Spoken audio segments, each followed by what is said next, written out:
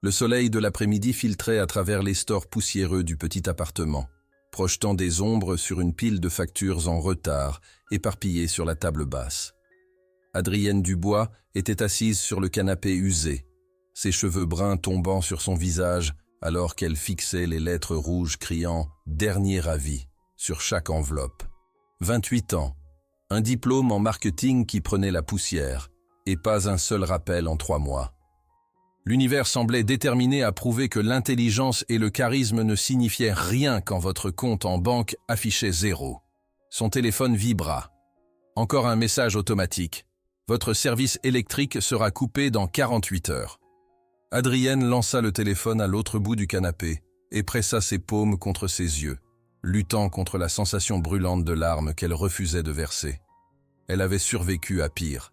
Elle pouvait survivre à cela. Un coup sec à la porte interrompit sa spirale vers le désespoir. « Adri, ouvre! Je sais que tu es là !»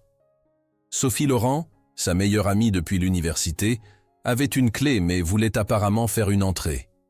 Adrienne se traîna jusqu'à la porte, l'ouvrant pour trouver Sophie avec une expression qui lui retourna l'estomac.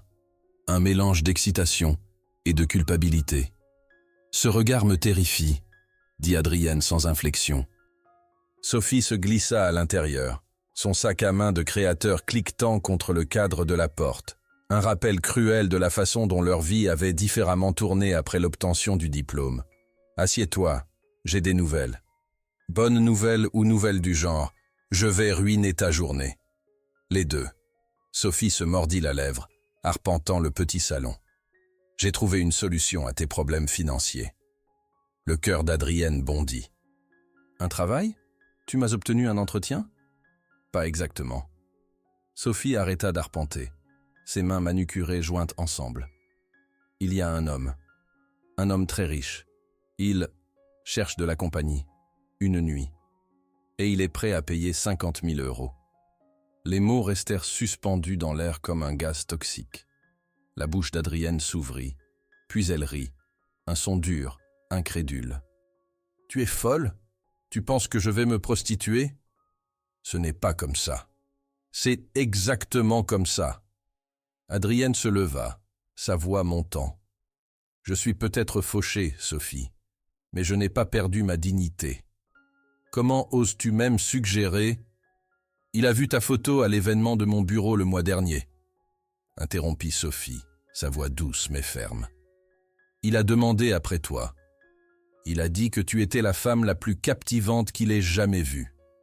Ce n'est pas une transaction aléatoire, Adri. Il t'a choisi spécifiquement. » Adrienne eut la nausée. « Ça rend les choses pires. »« Vraiment ?»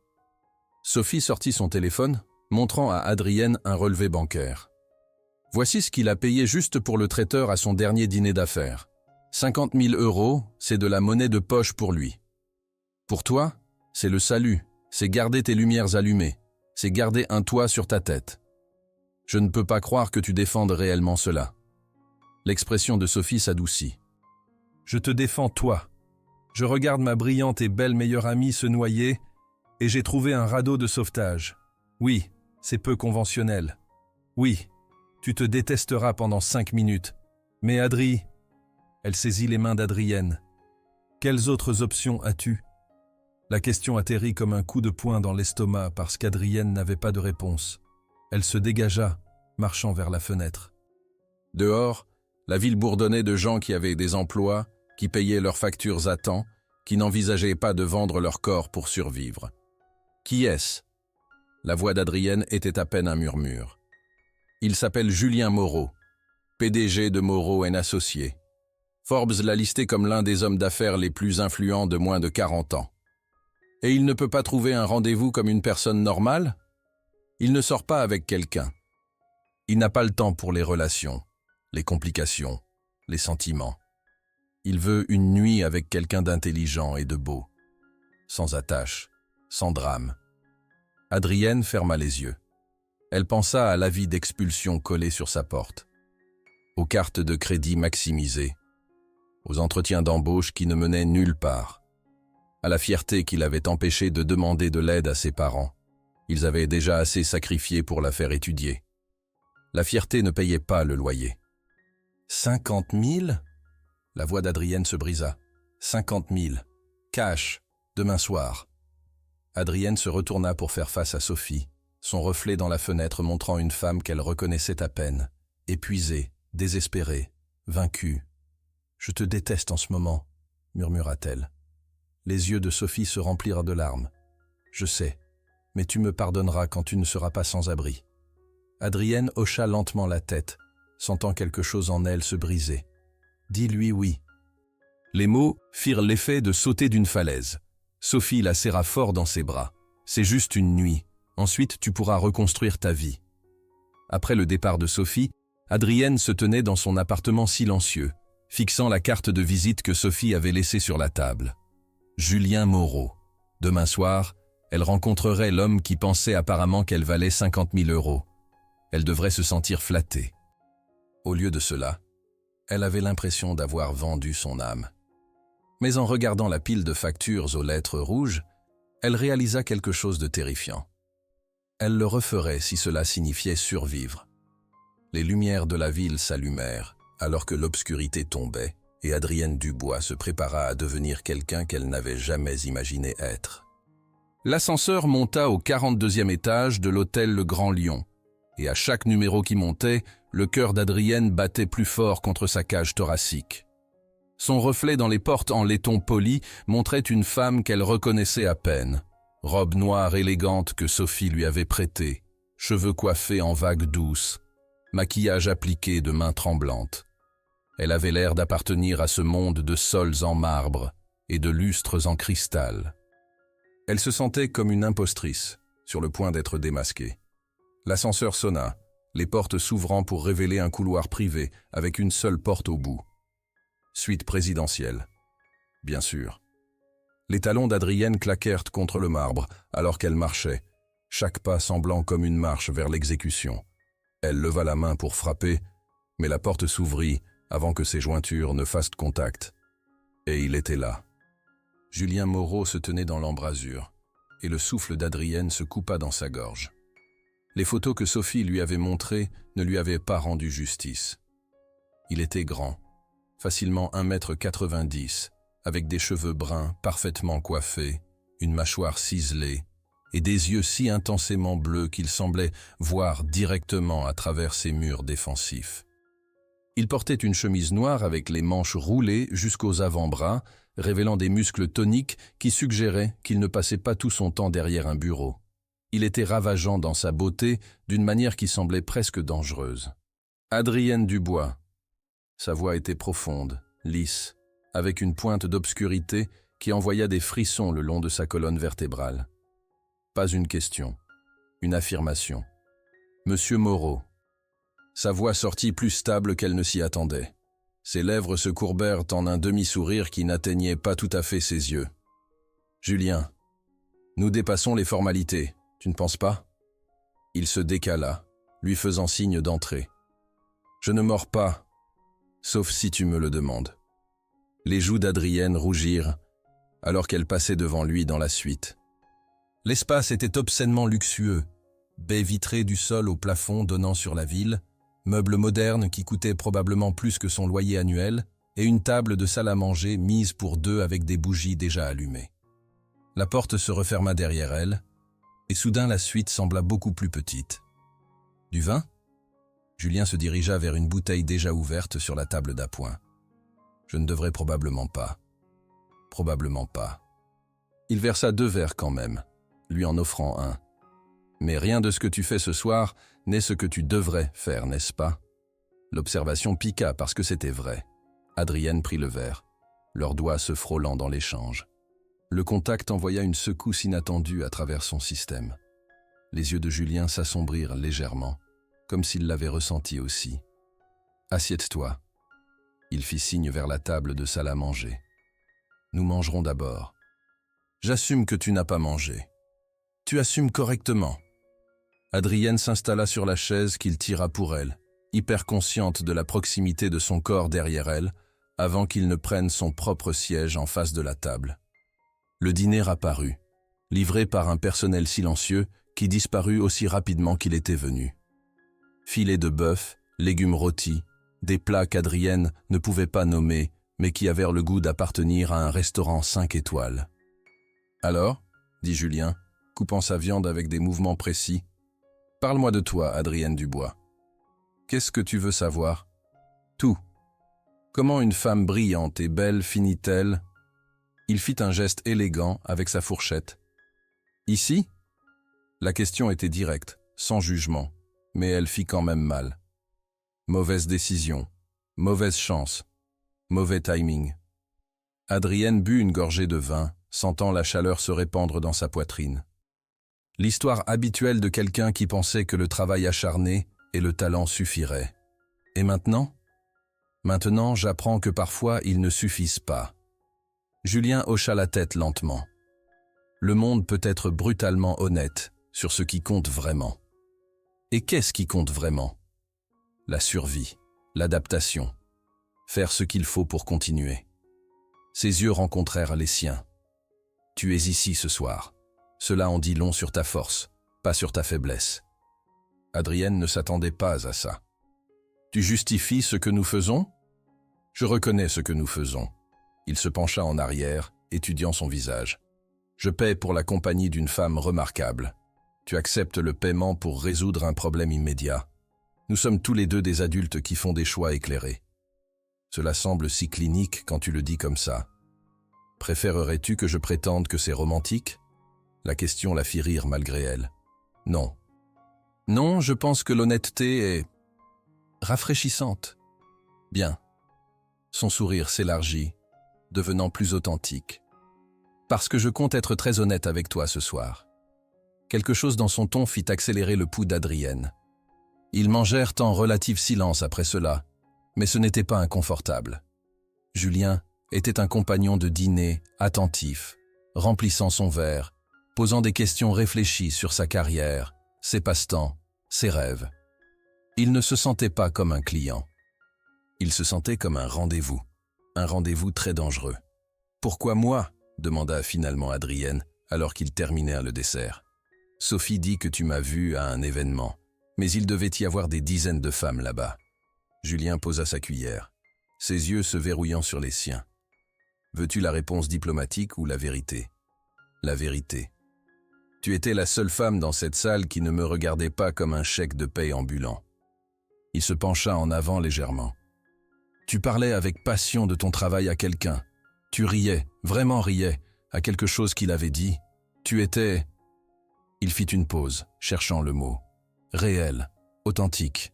Dans une salle pleine d'illusions, tu étais la seule chose vraie. » L'intensité dans sa voix fit battre le cœur d'Adrienne plus vite. « Et maintenant ?» Sa voix sortit plus rauque qu'elle ne l'avait prévu. « Maintenant que tu sais que cette femme authentique est assise ici, prête à accepter ton argent pour coucher avec toi ? Maintenant, dit Julien, se levant et contournant la table jusqu'à elle, je pense qu'elle est encore plus réelle que je ne le pensais. Il faut du courage pour faire ce que tu fais. » Il s'arrêta devant sa chaise, assez proche pour qu'elle puisse sentir son eau de Cologne, quelque chose de cher et de masculin qui lui donna envie de se pencher plus près. « Lève-toi, » dit-il doucement.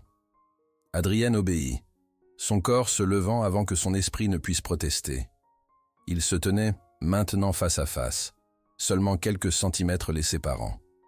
Julien leva la main, ses doigts traçant la ligne de sa mâchoire avec une douceur qui la fit frissonner. « Je veux que tu saches quelque chose, » dit-il, sa voix basse et rauque.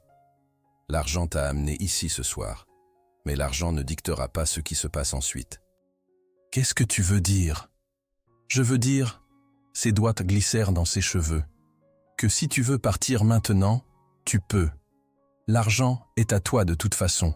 Aucune question posée. » Adrienne battit des paupières, confuse. « Je ne comprends pas. Je veux que tu restes parce que tu le veux, Adrienne, pas parce que tu en as besoin. » Ses yeux cherchèrent les siens. « La question est, que veux-tu » C'était la question qu'elle avait évitée toute la soirée. Qu'est-ce qu'elle voulait ? Elle voulait ne pas être dans cette situation. Elle voulait que ses factures soient payées et sa vie en ordre. Elle voulait ne pas avoir besoin de l'argent d'un étranger pour survivre. Mais en regardant dans les yeux intensément bleus de Julien, ses doigts toujours entrelacés dans ses cheveux, son corps si proche du sien qu'elle pouvait sentir sa chaleur, Adrienne réalisa quelque chose de choquant. Elle le voulait. Pas seulement l'argent. Pas seulement l'évasion de ses problèmes. Elle voulait lui, cet homme dangereux, beau, compliqué qui lui offrait une sortie, mais espérait clairement qu'elle resterait. Elle déglutit difficilement. Je veux rester. Quelque chose de primitif brilla dans les yeux de Julien. Pourquoi? Parce que... Elle prit une inspiration tremblante. Parce que pour la première fois depuis des mois, je me sens vivante. Et tu me fais me sentir vivante. C'était tout ce qu'il avait besoin d'entendre. Les lèvres de Julien s'écrasèrent sur les siennes et le monde d'Adrienne explosa en sensations. Il l'embrassait comme s'il était affamé et qu'elle était son premier repas en semaine, désespéré, passionné, consumant. Elle répondit avec égale ferveur, ses mains agrippant sa chemise, l'attirant plus près. Il avait un goût de vin et de quelque chose de plus sombre, quelque chose qui était purement lui. Les mains de Julien trouvèrent sa taille, la soulevant et la plaçant sur le bord de la table de salle à manger. Les assiettes cliquetèrent alors qu'il se positionnait entre ses jambes, ses mains parcourant son corps, avec une possessivité qui envoya du feu à travers ses veines. « Tu es sûr ?» murmura-t-il contre ses lèvres. « Oui » haleta-t-elle. « Dieu !» « Oui » Il la souleva à nouveau, la portant vers la chambre. Le lit était énorme, luxueux, avec des draps qui semblaient plus chers que tout ce qu'elle possédait. Julien la déposa doucement, ses mains trouvant la fermeture éclair de sa robe. « Puis-je » demanda-t-il. Adrienne hocha la tête, incapable de former des mots. Il fit descendre la fermeture lentement, ses doigts frôlant sa peau exposée. La robe tomba, la laissant en sous-vêtements de dentelle noire. Un autre près de Sophie qu'elle était maintenant reconnaissante d'avoir accepté. Les yeux de Julien s'assombrirent en la buvant du regard. « Tu es magnifique », dit-il, sa voix rugueuse de désir. Adrienne tendit les mains, déboutonnant sa chemise avec des doigts tremblants. Quand elle tomba, révélant un torse sculpté et des abdominaux définis, elle ne put retenir un petit gémissement d'appréciation. « Tu n'es pas mal non plus », dit-elle, traçant les lignes de ses muscles. Julien rit, un son riche qui la fit sourire. « Juste pas mal ?» dit-il, se penchant pour embrasser son cou. « Je reconsidérerai peut-être mon évaluation », haleta-t-elle alors que ses dents gratignaient sa peau sensible. Le reste de leurs vêtements disparut dans un enchevêtrement de mains et de bouches avides. Quand Julien se positionna finalement au-dessus d'elle, tous deux haletants et désespérés, il s'arrêta. « Dernière chance de changer d'avis », dit-il, bien que chaque ligne de son corps suggérât qu'il pourrait mourir si elle disait non. « Julien », dit Adrienne, attirant son visage vers elle, « si tu t'arrêtes maintenant, je pourrais te tuer. » Il sourit, un vrai sourire qui transforma tout son visage. « Je ne peux pas avoir ça », dit-il, et alors il était en elle, les remplissant tous les deux de manière si parfaite qu'Adrienne cria. Ils bougèrent ensemble avec une synchronisation qui défiait leur statut d'étrangers. Julien était un amant attentif, expert, la poussant plus haut, jusqu'à ce qu'elle se brise en morceaux sous lui. Il la suivit de près, son propre cri se mêlant au sien, alors qu'ils culminaient ensemble. Après, ils restaient allongés, enchevêtrés, haletants et gluants de sueur. C'était... commença Adrienne. Inattendu, termina Julien. Elle le regarda, remarquant la façon dont ses cheveux étaient ébouriffés, dont ses yeux avaient adouci leur intensité habituelle. « Regrettes-tu » demanda-t-elle doucement. « Jamais. » Sa réponse fut immédiate, définitive. « Et toi » ? « Non. » C'était vrai. Malgré les circonstances, malgré l'argent, malgré tout, elle ne regrettait pas un seul moment. « Non, je ne regrette rien. » Julien l'attira plus près, ses doigts traçant des motifs paresseux sur sa peau nue.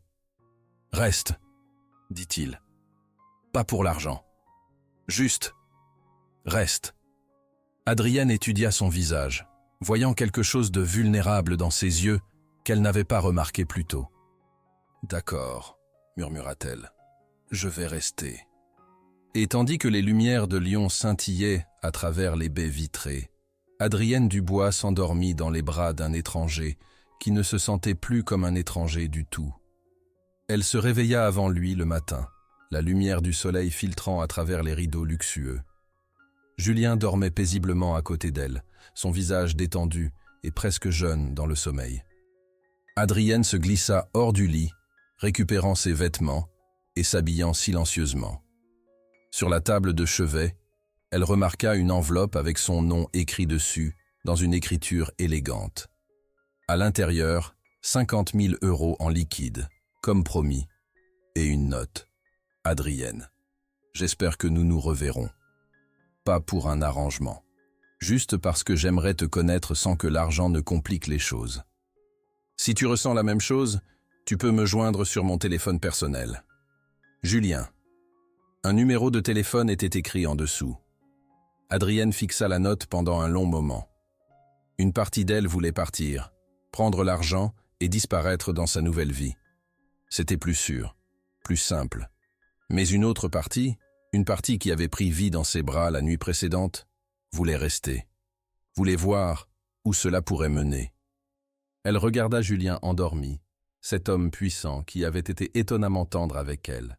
Finalement, elle prit un stylo de sa table de chevet et écrivit en retour « Julien, moi aussi j'aimerais ça.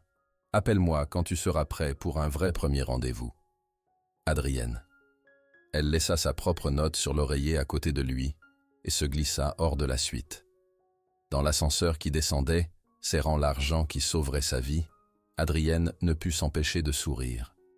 Peut-être que les contes de fées commençaient parfois dans les endroits les plus inattendus. Une semaine plus tard, son téléphone sonna. « Adrienne ? C'est Julien. » Son cœur s'emballa au son de sa voix. « Bonjour. »« Bonjour. » Elle pouvait entendre le sourire dans sa voix. « Je me demandais si tu serais libre pour dîner ce soir, quelque part de public cette fois, sans arrangement, juste nous. »« J'aimerais ça, » dit-elle, et elle le pensait vraiment. « Parfait. »« Je passerai te prendre à 7 heures. Julien ? » ?»« Oui ? Ceci va être notre vrai premier rendez-vous. » Il rit. Ce son riche qu'elle avait commencé à adorer. Le premier de beaucoup, j'espère. Alors qu'Adrienne raccrochait, elle réalisa que pour la première fois en mois, elle se réjouissait de l'avenir. Parfois, les fins heureuses commençaient dans les endroits les plus sombres. Et parfois, si on était très chanceux, elle commençait par rencontrer exactement la bonne personne au mauvais moment, qui se révélait être exactement le bon moment après tout. 2 mois s'étaient écoulés depuis cette première nuit, et Adrienne se trouvait dans une réalité qu'elle n'avait jamais imaginée. Son appartement était maintenant chaleureux et confortable, factures payées, réfrigérateur plein, et surtout rempli du rire qu'elle partageait avec Julien presque tous les soirs. Ils avaient établi une routine. Ils passaient la prendre après le travail 3 fois par semaine pour dîner. Et les week-ends, ils exploraient Lyon ensemble. Des marchés aux puces de la Croix-Rousse aux restaurants étoilés près de la basilique de Fourvière. Ce qui avait commencé comme un arrangement était devenu quelque chose qu'aucun d'eux n'osait nommer. « Tu es distraite ce soir », observa Julien alors qu'il se promenait le long de la Saône, la lumière dorée du coucher de soleil dansant sur l'eau. « Je pense juste. »« À quoi ?» Adrienne s'arrêta près d'un banc face au fleuve. « À nous, à ce que nous faisons. » Julien s'assit à côté d'elle, son expression devenant sérieuse. « Qu'est-ce qui te préoccupe ?»« C'est juste. » Elle chercha les mots justes. « Les gens vont penser que je suis avec toi pour l'argent. Que tu prends soin de moi parce que tu peux te le permettre. Et qu'est-ce que tu en penses ? Je pense que c'est plus compliqué que ça. » Elle se tourna pour le regarder. « Je pense que je tombe amoureuse de toi, et ça me terrifie. » Julien fut silencieux pendant un long moment, regardant l'eau couler. « Tu sais, » dit-il finalement, « j'ai 36 ans. J'ai construit une entreprise à partir de rien. J'ai rencontré des centaines de femmes qui voulaient ce que je pouvais leur donner, argent, statut, sécurité. » Il se tourna vers elle. « Tu es la première qui me fait vouloir donner quelque chose qui n'a pas de prix. » « Qu'est-ce que c'est ? Mon cœur. » Les mots restèrent suspendus entre eux, vulnérables et vrais. « Julien. Je suis amoureux de toi, Adrienne. » Sa voix était ferme, certaine. « Pas de l'idée de toi, pas du défi de te conquérir, de toi. » de la façon dont tu ris quand tu penses que quelque chose est vraiment drôle, de la façon dont tu argumentes avec les documentaires à la télé, de la façon dont tu me regardes comme si j'étais juste un homme, pas un compte en banque. Les larmes coulaient maintenant sur les joues d'Adrienne. « Je t'aime aussi », murmura-t-elle. « Dieu, je t'aime tellement que j'en ai mal. » Il l'embrassa alors, doucement, tendrement, comme s'il scellait une promesse. « Alors arrêtons de nous inquiéter de ce que pensent les autres, » dit-il contre ses lèvres. « Et concentrons-nous sur ce que nous ressentons. Et qu'est-ce que nous ressentons? Que nous avons trouvé quelque chose de rare. » Il caressa son visage. « Quelque chose qui vaut la peine de se battre. » 6 mois plus tard, Adrienne se tenait dans la cuisine de l'appartement qu'elle partageait maintenant avec Julien. Pas le Penthouse, pas quelque chose qu'il avait payé, mais un endroit qu'ils avaient choisi ensemble. Un endroit qui était le leur. « Ça sent bon, » dit Julien, la faisant sursauter alors qu'il l'enlaçait par derrière. « C'est juste des pâtes, » dit-elle, se penchant contre lui. « Mes pâtes préférées. » Il embrassa son cou. « Cuisinées par ma femme préférée. Ta seule femme, j'espère. » « Définitivement ma seule femme. » Il la retourna dans ses bras. D'ailleurs, à propos de ça, il lâcha ses mains et, sous le regard choqué d'Adrienne, se mit à genoux.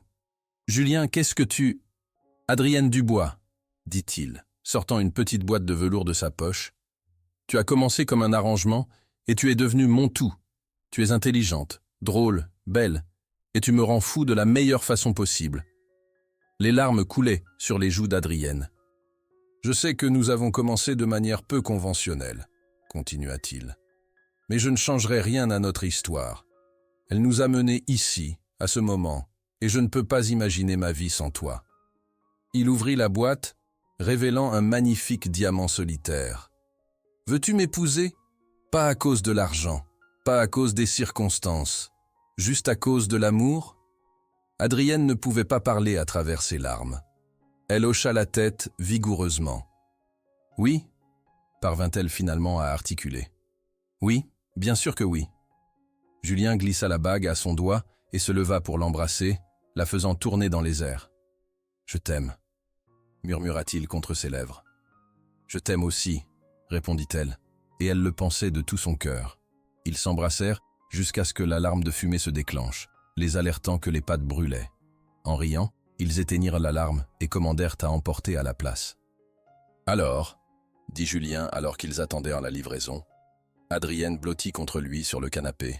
« Où veux-tu nous marier ?»« N'importe où, » dit-elle, « du moment que c'est avec toi. »« J'ai une idée, » dit-il avec un sourire espiègle. « Que dirais-tu de l'hôtel Le Grand Lion, suite présidentielle ?» Adrienne le frappa sur la poitrine. « Tu n'es pas drôle. »« Je pense que c'est assez drôle. Plein cercle. Si nous nous marions dans cette suite, je ne te parlerai plus jamais. »« D'accord, d'accord. Que dirais-tu d'une plage ?»« Une plage sonne bien. » Ils passèrent la soirée à planifier leur mariage, riant et s'embrassant, et planifiant leur avenir ensemble. Et quand Adrienne s'endormit cette nuit-là dans les bras de son fiancé, elle pensa à quel point le chemin vers le bonheur pouvait être étrange. Elle avait commencé désespérée et brisée, acceptant un arrangement qui aurait dû être sa plus grande honte. Au lieu de cela, c'était devenu sa plus grande bénédiction. Leur mariage eut lieu 6 mois plus tard sur une plage privée près de Nice, avec Sophie comme demoiselle d'honneur et les parents d'Adrienne, qui fondirent en larmes quand Julien promit d'aimer leur fille pour toujours. Les vœux qu'ils écrivirent étaient personnels, honnêtes, et n'incluaient aucune mention de leur première rencontre.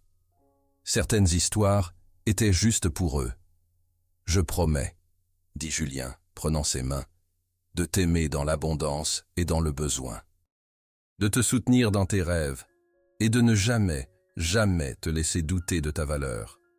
Je promets, » dit Adrienne à travers des larmes heureuses, « de te faire rire tous les jours, de te défier quand tu en as besoin et de t'aimer exactement comme tu es. » Ils s'embrassèrent en tant que mari et femme tandis que le soleil se couchait sur la Méditerranée. Et Adrienne sut que tous les moments sombres, toute la douleur et la lutte en valèrent la peine pour arriver à cet instant.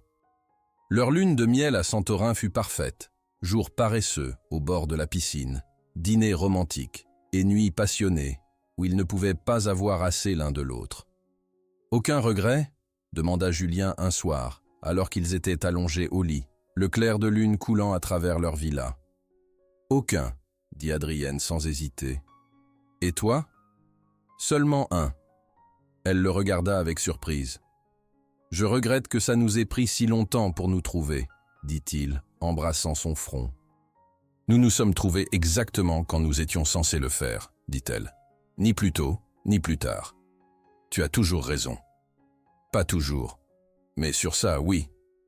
Il la serra plus fort, et ils s'endormirent enchevêtrés ensemble, mari et femme, âmes sœurs qui s'étaient trouvées dans l'obscurité et avaient choisi la lumière.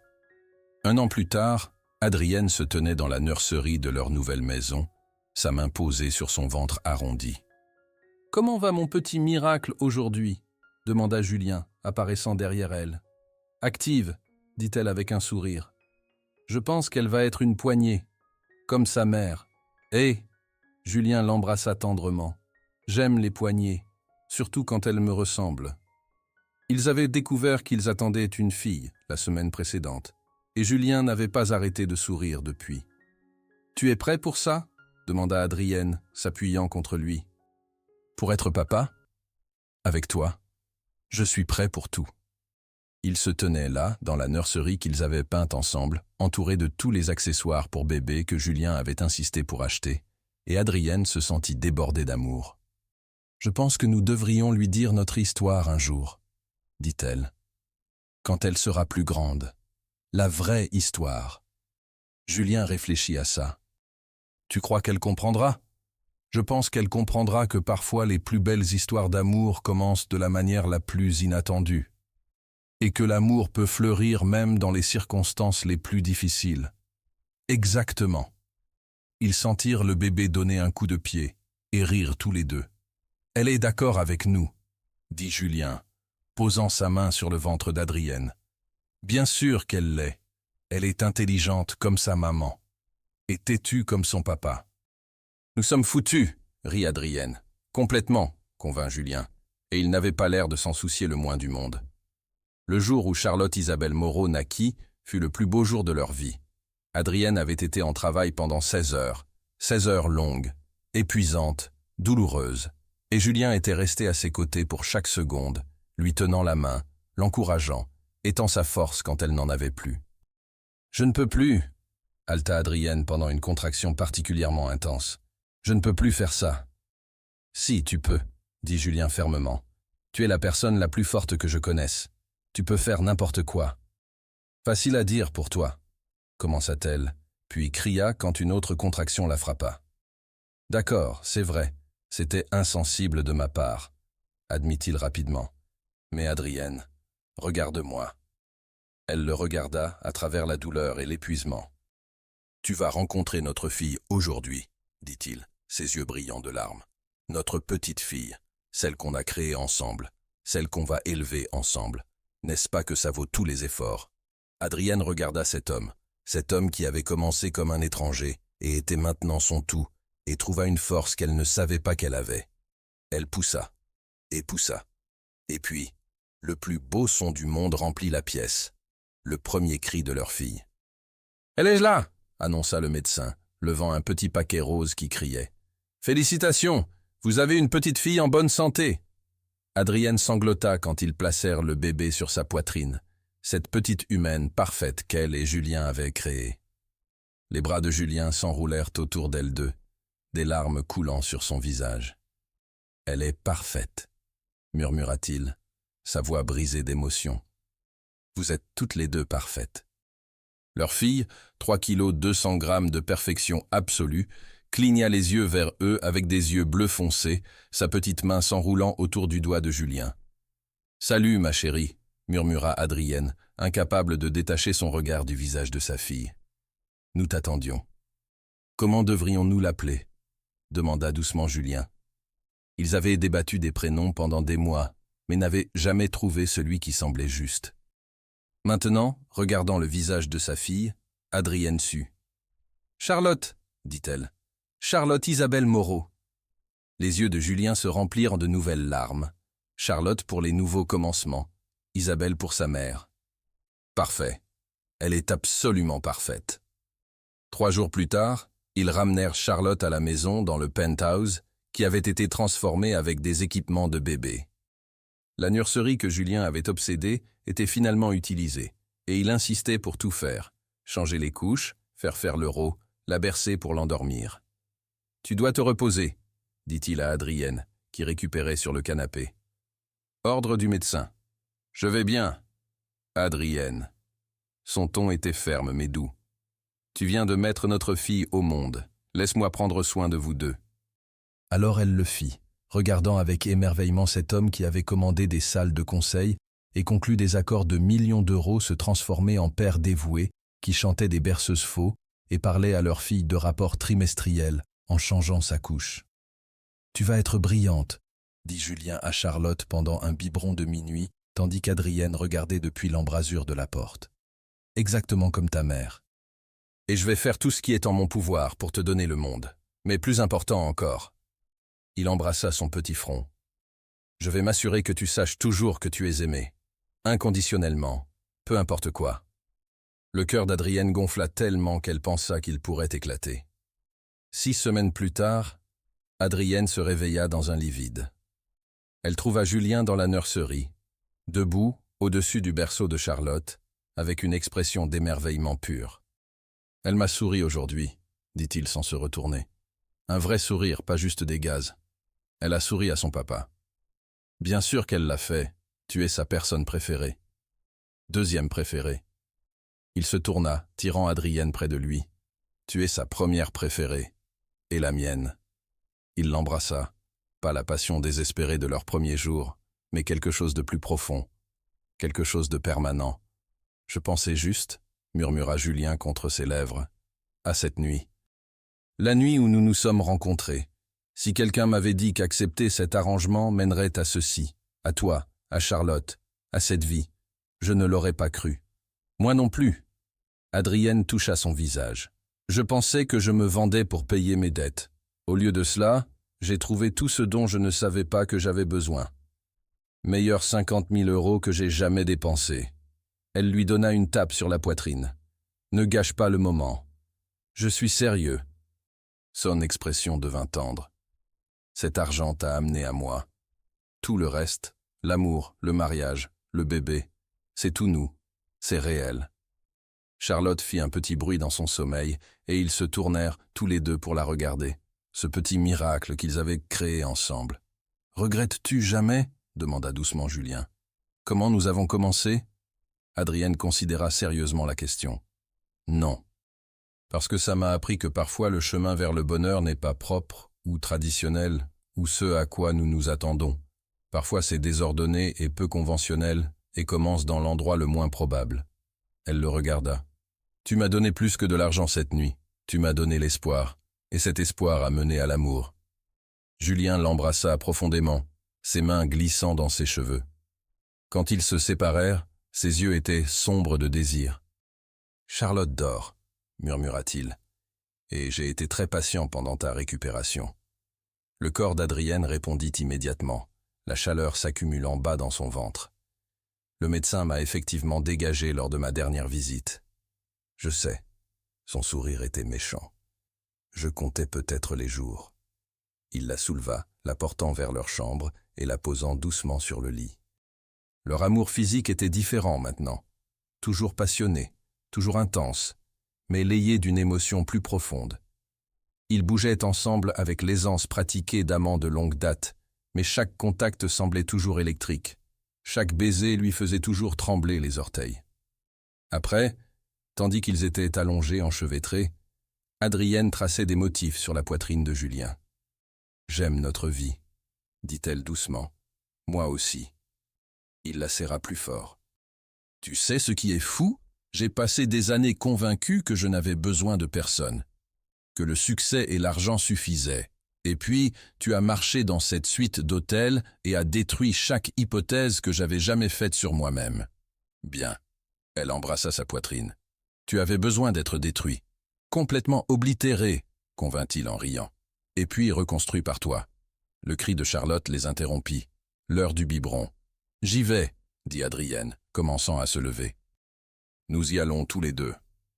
Julien enfila son pantalon, prenant la main d'Adrienne. « Nous sommes une équipe, tu te souviens ?» Ils marchèrent ensemble vers la nurserie, où Charlotte se préparait à un vrai accès de pleurs. Julien la prit pendant qu'Adrienne s'installait dans la chaise d'allaitement, et tandis qu'elle nourrissait leur fille, Julien s'assit à côté d'elle, son bras autour des épaules d'Adrienne. « C'est ça, » dit Adrienne, regardant entre son mari et sa fille. « C'est tout. »« Tout, » convint Julien, embrassant sa tempe. Et tout a commencé avec une femme désespérée et un milliardaire solitaire qui se sont trouvés de la manière la moins attendue. Ça sonne comme un roman d'amour. Mieux. Ses yeux rencontrèrent les siens, pleins d'amour et de promesses. C'est notre histoire, et elle est parfaite. Charlotte termina de téter et fit un rot satisfait qui les fit rire tous les deux. Adrienne la tendit à Julien, qui la berça avec la confiance d'un homme né pour être père. « Tu vas avoir la meilleure vie, » promit-il à sa fille, « avec une mère forte et brillante, un père qui déplacera des montagnes pour toi, et plus d'amour que tu ne sauras qu'en faire. » Adrienne regarda son mari tenir leur enfant et ressentit une complétude qu'elle n'avait jamais imaginée possible. Sa vie avait été en ruine il y a 1 an, fauchée, désespérée, honteuse. Elle avait accepté une offre qui aurait dû être son moment le plus bas. Au lieu de cela, c'était devenu le commencement de tout. Elle s'était exposée à lui pour payer ses dettes. Mais Julien n'avait pas seulement éveillé le désir. Il avait éveillé son cœur, son espoir, sa croyance que le bonheur était possible même quand tout semblait perdu. Et maintenant, debout dans leur nurserie avec leur fille endormie dans les bras de Julien et tout leur avenir s'étendant devant eux, Adrienne savait une chose avec certitude absolue. Certaines histoires ne suivent pas les règles. Certaines histoires d'amour commencent dans l'obscurité et trouvent leur chemin vers la lumière. Certains contes de fées commencent par une transaction et finissent par pour toujours. C'était la leur. Désordonnée, peu conventionnelle, parfaite. Et elle ne changerait pas un seul moment. Fine.